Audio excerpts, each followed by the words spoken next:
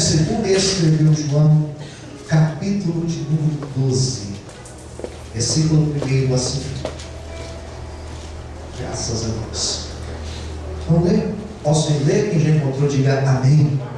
Se você olhou para o lado e viu que o seu irmãozinho aí, ou seu irmão, a Bíblia, empreste para ele e fala assim: lê comigo.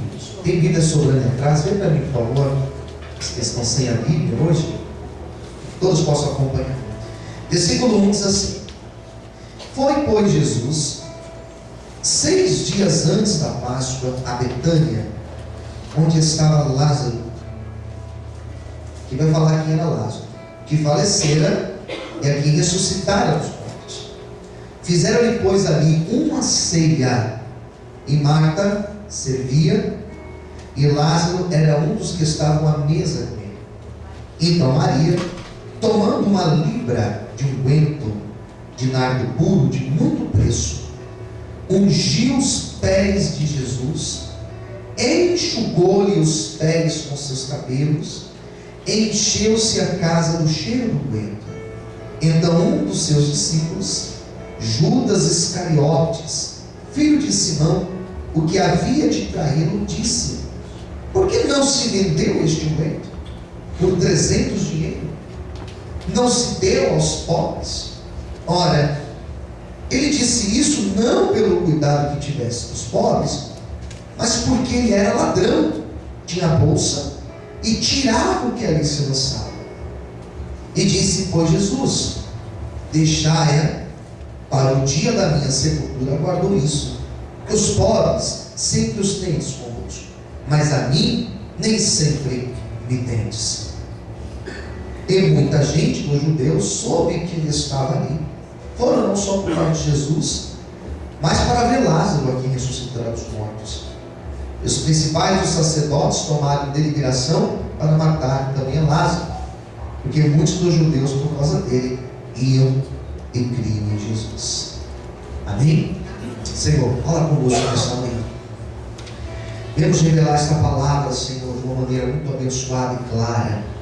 Nos dê entendimento, Senhor, necessário para compreendermos o teu querer nesta manhã. Nos abençoe em nome de Jesus. Amém. Você pode desocupar sua mão e aplaudir a Senhor. Bom, esta palavra aqui, nós temos alguns personagens que você já deve ter ouvido falar. Jesus, todos conhecem. Temos um personagem aqui chamado Judas Iscariotes, um dos discípulos, o traidor, também nós conhecemos bem. E nós temos uma família composta de 2 mulheres e um homem. Eram irmãos. Era Lázaro, Marta e Maria. E desses 3 irmãos, mais conhecido sem dúvida Lázaro. Esse Lázaro da história é aquele Lázaro, se você ler o capítulo 11, fala dele, o capítulo do lado. O Lázaro que morreu, que era amigo de Jesus e que morre. A história vai dizer, a história bíblica diz que ele morre, não sabemos o motivo, estava doente, mal, faleceu. E a Bíblia vai dizer que Jesus chega na aldeia de Betânia 4 dias depois da sua morte. 4 dias depois que ele já estava sepultado, seu corpo já no processo de decomposição, cheirando mal. Jesus chega ali e ele chora. A passagem é linda, ela vai dizer que ele chora na frente do sepulcro de Lázaro. Não só chora, mas ele fala: olha, tire a pedra, e arrancam a pedra. Ele faz uma prece, uma oração curta, dizendo: Deus, eu sei que o Senhor me ouve, o Senhor sempre me ouve, Senhor. Traga vida a Lázaro. Ele ora abençoando Lázaro. E a Bíblia diz que Lázaro, ele levanta, ele ressuscita, ele vem para fora. E é um grande milagre que acontece. A história diz que a aldeia de Betânia, que era o lugar onde eles moravam, aquele lugar ficou conhecido. As pessoas, diz a Bíblia, que elas ouviam falar do testemunho de Lázaro. Os judeus, povo bem complicado, né? Povo muito cético. Eles ouviam falar do testemunho de Lázaro e eles, não. Eu preciso ir lá ver. Eles ouviam falar do milagre de Lázaro, e eles falavam, não, eu preciso ir lá, eu quero tocar nele. Quero ver com os meus olhos se é realmente verdade que esse camarada aí ressuscitou. E os judeus vinham para ver Lázaro, e a Bíblia diz que o nome de Deus era glorificado pelo testemunho que era contado por Lázaro. O nome de Deus era exaltado quando alguém citava Lázaro. O nome de Deus era aclamado quando alguém falava do testemunho que tinha acontecido em Lázaro. Quando Deus abençoa a minha vida, quando Deus abençoa a tua vida, quando Deus faz uma obra na nossa vida, o nome da igreja não pode ser glorificado. O nome do pastor que orou não pode ser glorificado. A placa da igreja não pode ser exaltada. O testemunho tem que ser contado para o nome de Deus ser glorificado e exaltado. Eu fico triste quando eu assisto um programa de televisão, ou quando eu ouço no rádio um pastor dizendo, olha, porque eu orei e aconteceu, porque aqui na igreja a pessoa veio, passou no meio de um corredor iluminado e ela foi curada, ela tocou no lencinho e foi abençoada. Eu fico triste, irmãos, porque o nome glorificado não é o nome de Jesus, e o nome de Jesus fica em segundo plano. O nome glorificado é o nome da igreja, é o nome do pastor da igreja, é o nome da pessoa que estava ali orando. Queridos, essa pessoa, diz a Bíblia, que ela já recebeu o galardão na terra, porque naquele dia Deus não tem parte com ela, mas glorifica o Senhor, porque na história de Lázaro, o único nome glorificado e exaltado foi o nome de Jesus Cristo. E eu quero profetizar na minha vida, na tua vida, grandes coisas vão acontecer, e não vai ser o nome do pastor Luciano glorificado, não vai ser o nome da igreja Vale de Bênção glorificado, mas o único nome glorificado será o santo e bendito nome de Jesus. Amém? Vamos para glorificar e aplaudir ao Senhor. É Ele que deve ser glorificado, é Ele que deve ser exaltado. As pessoas vinham para ver Lázaro e ninguém acreditava. As pessoas ficavam impressionadas, as pessoas tocavam em Lázaro, as pessoas ficavam ali vendo, não é possível. Se fosse hoje em dia, ia ser uma selfie atrás da outra. Sabe o que é selfie, né? Todo mundo ia pegar o celular e tirar foto com ele. Ah, Lázaro, o do testemunho. Foi assim com ele. As pessoas vinham de longe.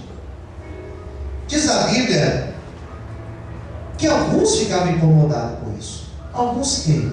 Religiosos. Aqueles que eram contra Jesus ficavam incomodados, porque o nome de Jesus era exaltado. Eles pensaram o seguinte: nós temos que matar Jesus. Temos que matar Jesus e matar o Lázaro também, porque Lázaro, o nome de Jesus é glorificado na vida dele. Vamos matar Lázaro também. Lázaro eles não mataram, mas Jesus, na outra semana eles mataram Jesus, porque aqui vai dizer que eram 6 dias antes da Páscoa. Eles mataram Jesus na outra semana. Bom, o texto diz que Jesus estava naquela casa para uma ceia. Foi preparado um jantar para Jesus. Foi preparado uma refeição para Jesus, como um sinal de gratidão. Sabe quando você quer acolher alguém na sua casa? Ou você quer pagar um almoço para alguém, sinal de gratidão?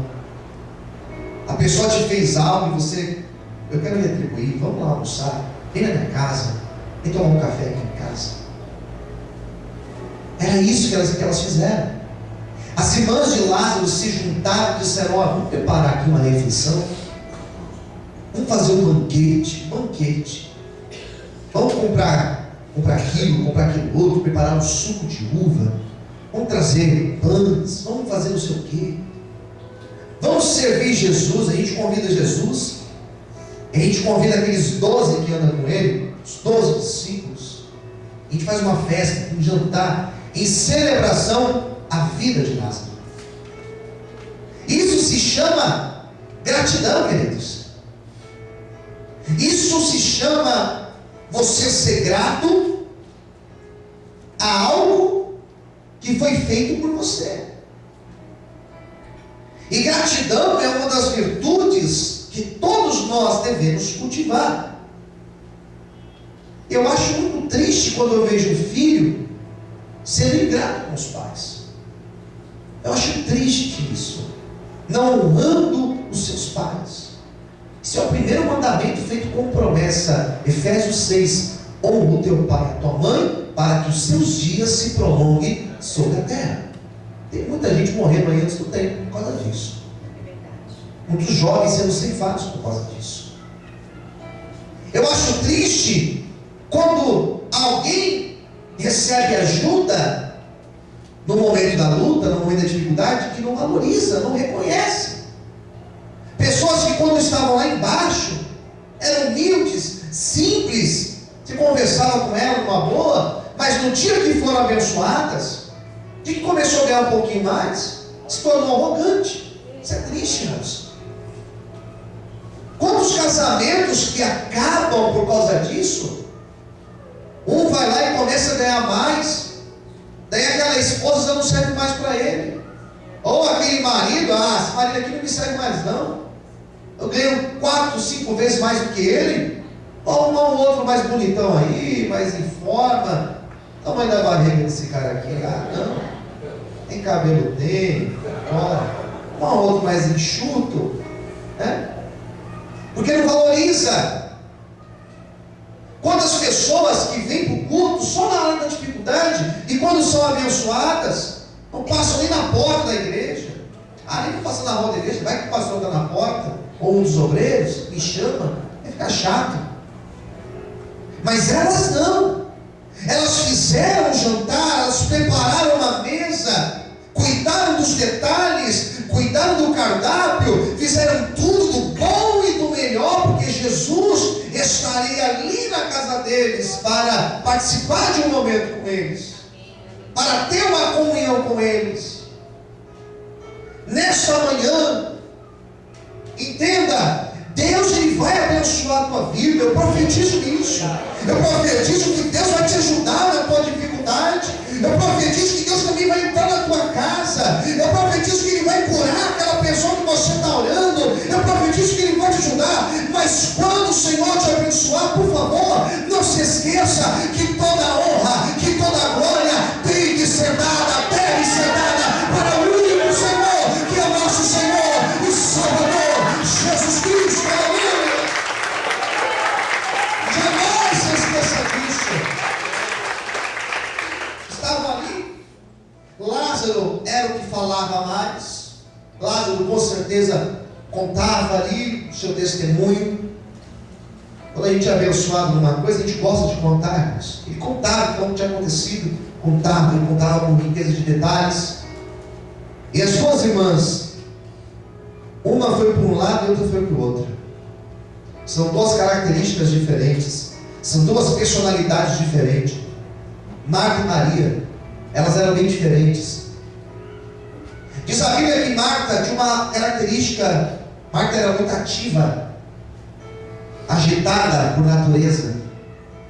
Sabe como que é uma pessoa agitada? É aquela pessoa que não consegue ficar parada, está sempre mexendo em alguma coisa, está sempre arrumando, sempre limpando. Você conhece pessoa assim? Não para, parece uma formiga. E você não vê a pessoa sossegada. Está sempre inventando uma moda, sempre inventando alguma coisa para fazer, sempre limpando. Mas está limpa e já, não, vou limpar de novo, vai que suja amanhã. Então espera sujar primeiro, depois você limpa, né? Tem gente que não para. E a Bíblia vai dizer que Marta era assim, ela era inquieta. Mesmo nós que somos bem agitados, e eu me coloco nesse grupo também, tem um momento que nós temos que parar, queridos, senão o corpo não aguenta. Eu falo isso por experiência própria. Tem um momento que nós temos que parar para ouvir a palavra. Quem entendeu, diga amém. Tem um momento que você tem que parar para ter o seu momento de comunhão com o Senhor. Todos na mesa, tendo comunhão com Jesus, Marta agitada de um lado para o outro. O texto vai dizer que ela servia, então ela ia lá buscar alguma coisa. Você quer mais o quê? Você quer mais água? Quer? Não, senta aqui, não, peraí. E vai para cá, volta para lá. agitação toda. Nós vivemos numa era que nós temos essa tendência, ficar muito agitado, tem muita informação, tem muita coisa acontecendo. Então você está aqui parado, você não consegue ficar parado. Preste atenção no semáforo que você anda de carro. O pessoal para no semáforo, primeira coisa que ela faz, o que é? Pega o celular. Para no semáforo. Que legal, já volto. Agora, abre o semáforo, joga lá. Quando não está dirigindo e ao mesmo tempo está no celular. Esses dias aí, teve um cara que bateu o recorde. Eu estava ali em cima no viaduto da Pompeia, o cara de moto com o celular. Eu no lado assim, eu quase falei para ele: ô nosso cego, presta atenção para frente. Cara de moto, digitando o celular. Nem tente fazer isso, irmãos. Perigo demais. Então nós temos essa tendência dessa correria, dessa agitação, a gente não para um minuto. Mas tem um minuto que você tem que parar para ouvir Deus falar no teu coração. Maria, ela foi diferente, ela tinha uma outra característica. Maria, quando viu aquela cena, Jesus sentado ali, o seu irmão curado, vivo, saudável, a mesa já estava colocada, mas dentro dela veio um desejo. Qual desejo? Vou fazer algo a mais para Jesus. E aqui está a minha reflexão de hoje. Ela falou assim: eu posso fazer algo a mais. Quem entendeu? Diga amém. Ela falou assim: eu posso, vou usar uma expressão, eu posso tirar o fôlego de Jesus. Sabe o que é tirar fôlego de alguém? Você surpreender essa pessoa. Tirar fôlego é você fazer algo que a pessoa vai dizer assim: semana passada eu fui no aniversário da minha prima, priminhas, 4 anos. Daí, na hora de cantar parabéns, veio o avô dela com a bicicleta. Trouxe a bicicleta para ela. Ela assim, na frente do bolo. Aquela cena foi linda, linda. Ela tirou o fôlego e o sorriso de ponta a ponta. Ela falou assim, a mulher da passagem: Maria, eu vou tirar o fôlego de Jesus. Eu vou surpreender Jesus. No meio da agitação, ela foi para o quarto dela. Diz a Bíblia que lá no quarto dela, ela tinha um vaso. Dentro deste vaso existia um perfume. E era um perfume que custava caríssimo. Se fosse hoje em dia, seria um Armani, um Calvin Klein, um Dolce & Gabbana, perfume caro. Diz a Bíblia que ela abre o seu guarda-roupa e ela pega aquele vaso. Quanto custava? 300 dinheiros daquela época. Sabe o que era isso? 1 ano de trabalho. Tente imaginar o salário mínimo. Tente imaginar 12 meses o salário mínimo. Você guarda aquele salário por 12 meses. No último dia do ano você consegue comprar um perfume daquele. Custava muito. Ela pega aquele perfume que tinha uma representação. Aquele perfume, as mulheres, todas as mulheres solteiras compravam aquele perfume. Com qual intenção? Compravam e guardavam. No dia do casamento, elas tomavam um banho com aquele perfume. Já pensou que coisa cheirosa? Tomavam um banho, vestia o seu vestido de núpcia e ia para o casamento. Chegava lá com aquele perfume todo. O maridão ficava daquele jeito, ficava doido. Então as mulheres compravam para o dia do casamento, que dizem que é um dos melhores dias para as mulheres. Apesar que depois tem umas que não falam da mesma forma, né?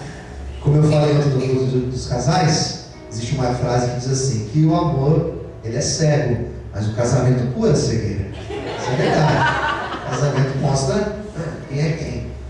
Então, aquele 1 ano de trabalho guardado para o dia do casamento, que era o melhor dia, o dia principal, o dia que as mulheres naquela época sonhavam. Ela então entra no seu guarda-roupa E ela pega aquele vaso e ela fala assim: eu vou ofertar este vaso, eu vou derramar esse vaso de Jesus, eu vou ungir Jesus. Nós temos algumas versões para esse fato. Tem um outro autor que diz que Jesus estava na mesa com a cabeça baixa, e ela chega por detrás e unge Jesus. Eu tento imaginar a cena, eu acho uma cena bonita. Ele na mesa de cabeça baixa e ela surpreendendo ele, ungindo. O texto aqui de João, eu acho que muito mais profundo até. Porque o texto de João diz que ela unge Jesus, e ela também derrama nos pés de Jesus, e ela se abaixa, pega o cabelo, e ela enxuga os pés de Jesus com seus cabelos. Se no outro evangelho mostra toda essa sensibilidade dela surpreender Jesus e ungir Jesus de uma forma surpreendente, em João vai dizer que ela se humilha ao ponto de ficar de joelhos, arrancar, soltar o cabelo e enxugar os pés de Jesus. E aquilo que ela fez surpreendeu não só Jesus, mas todos que estavam ali. Todos ficaram surpresos com a atitude dessa mulher. Eu glorifico ao Senhor, queridos, porque essa mulher, ela realmente surpreendeu, ela tira o fôlego de Jesus. Ninguém imaginava, nem talvez Jesus pensava que ela teria aquela atitude. É assim que nós devemos agir. Sabe como você surpreende Jesus? Vou te dar um conselho prático. Você surpreende Jesus naquele meio de uma tempestade, no meio de um turbilhão de problemas, e você fala: olha, apesar dos meus problemas, eu vou louvar o Senhor, porque Ele é o autor e consumador da minha fé. Apesar das minhas dificuldades, eu vou permanecer de joelhos na presença dEle. Sabe como você surpreende o Senhor? Quando você passa por um momento difícil, ao invés de você voltar para trás e desistir, você permanece mais firme na presença dEle. Quando você passa por uma afronta, ao invés de você revidar esta afronta, você vai lá e tem uma postura de homem de Deus, uma postura de uma mulher de Deus, dizendo: eu vou orar, eu vou pôr na mão do Senhor, porque Ele é o Senhor da minha vida, Ele vai fazer o melhor. Isso é surpreender Jesus. Eu quero profetizar que nós sairemos daqui hoje com atitudes para surpreender o Senhor Jesus. Amém? Você pode aplaudir e glorificar o Senhor. Aleluia. Amigo, surpreenda Jesus. Surpreenda as pessoas. Eu sou surpreendido às vezes, irmãos. Eu já fui em velório ministrar. Você vai em velório, é difícil para o pastor. Tem uns que tem mais facilidade. Para mim é difícil. Eu acho que a pessoa está muito sensível. E às vezes eu sou surpreendido em velórios. Você chega ali com toda uma preocupação de como falar, como se expressar. E aí você encontra uma família totalmente confortada em Deus. Amém, pastor? Deus, Ele é Senhor de todas as coisas. Deus, Ele é fiel, Deus sabe o que faz.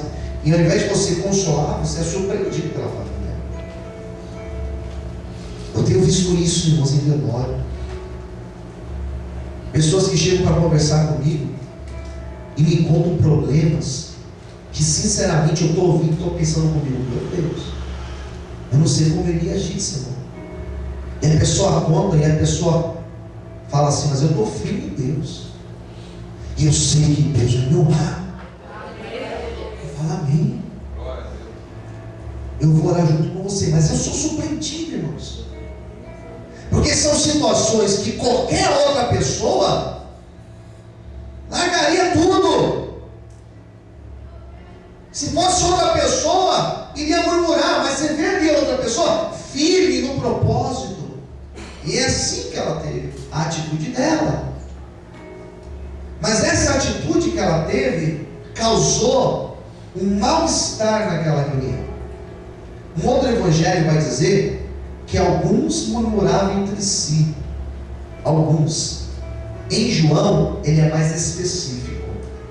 João vai dizer que teve um entre eles chamado Judas Iscariotes. Qual foi a frase que ele falou? Isso isto é ele usa uma expressão que nós estamos ouvindo muito aqui em São Paulo, para se falar da água. Isso é um desperdício. Eu já ouvi até críticas naquela campanha de pegar um balde de água e jogar na cabeça. Para que fazer isso? É um desperdício, né? Pega a água e lava minha casa, pega a água e guarda, né? Desperdício. Teve um deles, chamado Judas, que falou assim: o que essa mulher fez é um desperdício. Que ela poderia vender esse perfume, pegar o dinheiro e dar para os pobres. Ele queria fazer isso, na verdade? Sim ou não? Não. Ele faria isso se o dinheiro fosse dele? Sim ou não? Não. É fácil criticar. É fácil criticar, principalmente quando você não está fazendo nada. Criticar quem está fazendo. É fácil chegar para mim e me criticar. Eu já fui criticado no evangelismo nas ruas. Para que fazer isso? Morador de rua, não quer saber de nada. Por causa disso. E você vai ver o que a pessoa está fazendo. Ela não está fazendo nada. É fácil criticar quando você está vendo a outra pessoa batalhando e você está de braço cruzado. Ninguém fez nada. Foi a única pessoa que teve uma atitude de fazer a mais, de fazer além, e ela foi criticada. Nós seremos criticados. Quem está entendendo, diga amém. Seremos criticados, sim. A igreja será criticada. Tem pessoas que me criticaram quando nós falamos de abrir a igreja ali, ou a igreja no outro canto. Mas por que vai abrir uma igreja ali em cima? Mas por que vai abrir a igreja? A Brasilândia, quando foi ser aberta, foi criticada. Mas para que fazer evangelismo nas ruas? Eu sei que eu estou aqui pedindo ajuda para a gente trocar o carro da igreja. Talvez alguém vai dizer, porque eu não sou unânime. Ninguém é unanimidade. Alguém vai dizer: mas para que trocar o carro da igreja? Para quê? Usa essa Kombi mesmo. É fácil criticar. Não é você que dirige ela. Não é você que vai lá para o evangelismo usando essa Kombi. Não é você que tem que empurrar ela quando ela para. É fácil criticar. Vamos colocar um ar-condicionado na igreja. Vamos colocar, né? Poxa. Mas para que o ar-condicionado na igreja? Não é mais para dar um leque para cada um? Para você, eu vou ficar pregando com leque, vou parecer uma borboleta desse momento. Fácil criticar. É fácil criticar quando a pessoa não está fazendo nada. Quem não para de amém? Por isso que se alguém te criticar, quando você fala: olha, eu vou fazer tal curso, e alguém te criticar, não ouça a crítica. Porque tem crítica que é a crítica construtiva, mas tem aquela crítica que vem só para te parar, só para fazer você desanimar e desistir. Quando você estiver empenhado em alguma coisa na obra de Deus, e alguém te criticar porque você não faz perfeito, porque você não canta, porque você não prega direito, não pare, continue fazendo. É sinal que você está incomodando, amém? Quando você tiver uma postura: olha, eu vou fazer tal coisa, eu tenho esse projeto, eu tenho este sonho, e alguém tentar falar para você: não, isso aí não vai acontecer, isso é mentira. Olha, não ouça críticas, continue fazendo, porque Jesus vai te ajudar para você chegar até o fim, amém? Irmão, todos podem aplaudir e exaltar o Senhor essa manhã, aleluia. Amém, queridos? Então, quando alguém tentar parar você, não ouça crítica. Continue você no teu foco. Mas a gente não deve ouvir ninguém, pastor. Não é isso. Não é isso que eu estou dizendo para você. Tem que saber muito bem analisar o que é uma crítica e o que é uma opinião construtiva. Amém, amados? Amém. Graças a Deus. Ontem eu fui no templo de Salomão, aquela obra gigante. Falei: como isso, parceiro? Poderia colocar, pintar aqui de azul, poderia colocar a bandeira de São Paulo ali, colocar a bandeira de São Paulo. Pastor, eu vou colocar então a bandeira de São Paulo. Estou brincando, gente. Nem falei com ele. Mas isso é uma crítica que você não pode ficar ouvindo isso. Você deve ficar no seu foco. Faça aquilo que Deus pôs no seu coração. Amém? Diga para quem está do outro lado: faça aquilo que Deus colocar no teu coração. Então, para a gente encerrar a mensagem, eu quero orar por você.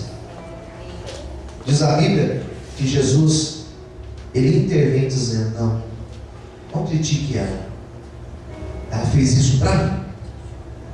Tudo que nós fazemos para Deus não passa por desapercebido. Nada. Ela fez em memória minha. Ela fez para mim. Então o que nós fazemos para Deus jamais ficará no esquecimento. Fez para mim. Deixar, para de criticá-la. E aqui vai dizer o seguinte: Jesus dizendo: olha, os pobres, vocês podem fazer isso sempre para eles. Eu não. Eu vou ser levado. Eu vou morrer. Eu vou ser sepultado. Ela fez isso me preparando para o meu sepultamento. A mensagem encerra dizendo, não mais sobre este assunto, mas vai dizer que os judeus queriam matar Jesus. Queriam matar Lázaro por causa de todo o testemunho que tinha acontecido naquele lugar. Em outras palavras, Lázaro deixou de ser uma pessoa comum e ele passou a ser referencial do poder de Deus. Quem entendeu? Diga amém. Amém. Deixou de ser comum e começou a ser olhado e visto como: olha o que Deus fez na vida dele. Eu quero encerrar a pregação de hoje dizendo que Deus, ele pode fazer isso na minha vida e na tua vida. Eu quero declarar que ele pode fazer sim um referencial na tua vida, no teu casamento que hoje está em crise. Ele pode fazer isso na tua vida financeira. Ele pode fazer isso na tua saúde, na tua estrutura de vida. Ele pode fazer isso na tua história, fazer você se tornar um referencial a tal ponto das pessoas olharem para você e falarem: olha, eu quero que esse Deus também faça algo na minha vida. E eu profetizo em nome de Jesus que a partir dessa manhã, a partir desse dia de hoje, deste culto, seremos um referencial do Senhor, do milagre dele sobre essa terra. Se você recebe esta profecia, levanta sua mão para o céu, dá um glória a Deus bem alto e aplauda. Levanta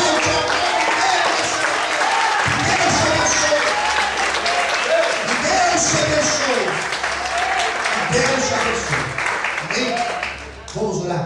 Convido você a ficar em pé nesse instante, fechar os teus olhos e fazer uma oração comigo.